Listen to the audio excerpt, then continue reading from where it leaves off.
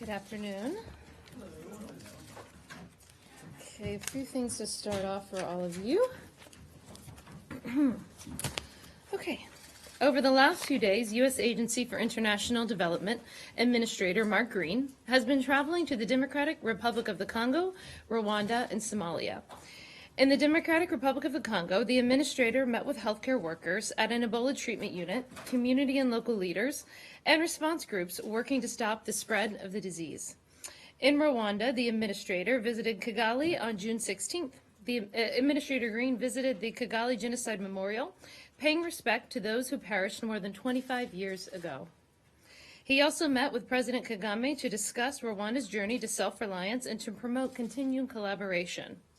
Lastly, in Somalia today, Administrator Green visited Mogadishu, where he announced the reopening of a USAID mission to Somalia to expand the agency's partnership with the country.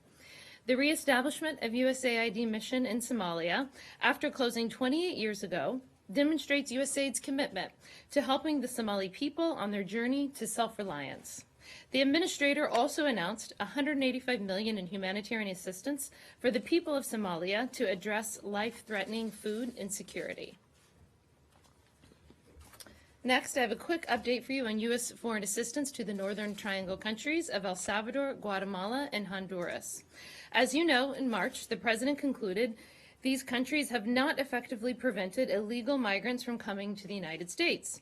At the Secretary's instruction, we continue to implement the President's direction regarding foreign assistance for El Salvador, Guatemala, and Honduras. We completed a review, and previously awarded grants and contracts will continue with current funding.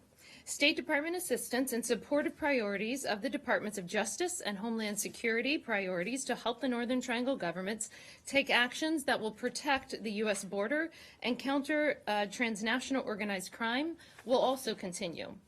We will not provide new funds for programs in those countries until we are satisfied the Northern Triangle governments are taking concrete actions to reduce the number of illegal migrants coming to the U.S. border. Working with Congress, we will reprogram those funds to other priorities as appropriate.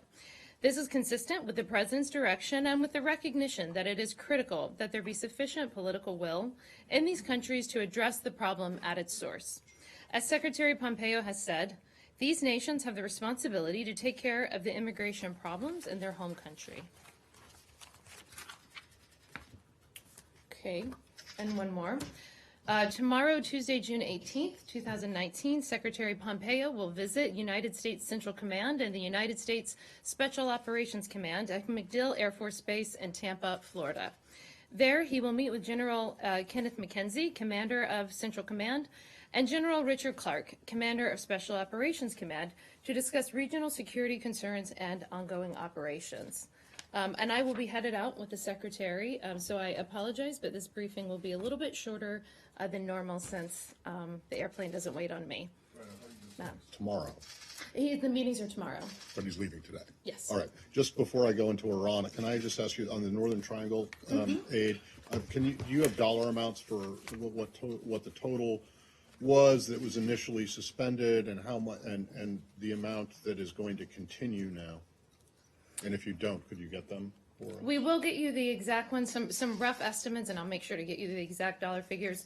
Is that, excuse me, we will continue to meet our contractual obligations for FY17, and that funding that's already been programmed is around $400 million. Again, we'll get you the directive. The $200 million continues to be paused or in an escrow. And sorry, 17. The $400 million is both the stuff that have been previously awarded and there was some stuff that you said will continue. Yeah, so there was about, I believe it was 707 was the number of programs in a very thorough and comprehensive review that we did. And of course, we said our assistance and support of priority programs from DOJ and Homeland Security will continue. So we'll get you the exact figures, but those are rough estimates of where we are with FY17. Sorry, 707 was what? Okay, so 707 is the number DOJ. of programs and activities, writ large. Total. Writ large, right. 400 million of which will continue. In the very extensive review, exactly.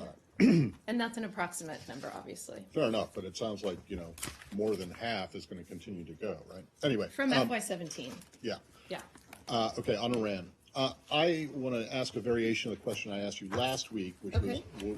when your ambassador to the IAEA noted that Iran was potentially or possibly in violation of the JCPOA on advanced centrifuges, and she called for the IAEA, and particularly the European parties to the deal, to urge Iran to stay in compliance. Now today we have a situation where the Iranians say they're going to bust through the limits on their low enriched uranium stockpile and maybe even start enriching up to 20%. Does this administration see any value in Iran staying within the limits outlined by the JCPOA? So I would say that we are unfortunately not surprised by the Iranian announcement. As we've talked quite a bit from this podium, this is a pattern of 40 years of behavior. It's consistent with how the Iranian regime behaves. They did this when we were in the JCPOA, right? They continued to build their missile program. We relieved sanctions. They took American sailors hostage. We have seen no moderating behavior by this regime. And in fact, what we're seeing here, of course, over the past week, is constantly threatening to close the Strait of Hormuz. A number of activities, not just the 2 commercial shipping vessels that we discussed this week, but 4 other commercial ships. So I think what we're seeing here is really a challenge, not only in the JCPOA, but really a challenge to the international norms on how a country behaves, a challenge to the international norms on freedom of navigation and freedom of the seas. And so we, would say to the international community that we should not yield to nuclear extortion by the Iranian regime. Okay, I just want to focus on the nuclear deal, the JCPOA, and nothing else. Okay. Just that. Not taking the hostages, not malign activity, not things that are not covered in the JCPOA. Does the administration believe there is value in Iran continuing to comply with the JCPOA, which the president called the worst deal ever negotiated? Listen, we continue to call on the Iranian regime not to obtain a nuclear weapon, to abide by their commitments to the international community. And I think, it's unfortunate that they've made this announcement today. As I said earlier, it doesn't surprise anybody. I think this is why the president has often said that the JCPOA needs to be replaced with a new and better deal. Iran, as evident by their announcement today, but also their pattern of behavior over the past few years, is keen on expanding, or seems to be keen on expanding their nuclear program, and it now wants to exceed these nuclear limits in advance of these so-called sunset But clauses. that suggests that you believe that there is value in these limits. No, does it not? I mean, We call on the Iranians not to obtain a nuclear weapon and to abide by the commitments that they've made to the international community. Okay. Nick? Maureen, is the Secretary disappointed with the response from the international community so far? You said you would like to say to the international community they should not yield to nuclear extortion. So has the administration been disappointed by the response, for one thing, to the attacks on last week, and more broadly on viewing the threat and the way to respond to Iran? No, not at all. I mean, in fact, I think that we have seen the international community and our allies step up to condemn this behavior. I mean, this clearly what we're seeing in the Strait of Hormuz defies the pattern, the tenets that we all hold dear as it relates to freedom of navigation, freedom of the seas. The Secretary has been working, of course, incredibly closely within the government with Acting Secretary Shanahan on multiple times working on ensuring that we are able to defend our people and our interests. We're, of course, working on the diplomatic solution, while Secretary Shanahan and the team at DoD is focused on our military options to keep our people, our interests, and our allies safe. Over the weekend, as almost every weekend with the Secretary, is probably the most hardworking person I've ever worked for. The Secretary had a number of calls with the NATO Secretary General, with a Chinese Politburo member, with the Singaporean Foreign Minister, Kuwaiti Foreign Minister, UK Foreign Minister, Emirati Foreign Minister, Republic of Korea Foreign Minister, Qatari Foreign Minister. We obviously don't have readouts from every single call, that he has, but we have worked incredibly hard with our allies on this assessment as it relates to Iran's actions last week in the So Gulf of just a Oman. quick follow-up to that. I'm going to mispronounce the name, so I'll get it to you. So What the title? The position, yeah. I didn't it's a hear. Politburo member. Does the Secretary believe that the U.S. strategy, as he laid out when he set forth these 12 demands, I mean, given the tensions only seem to be escalating, does he believe that the U.S. strategy toward Iran is currently working? Our maximum pressure campaign continues, and it will continue to be what we pursue.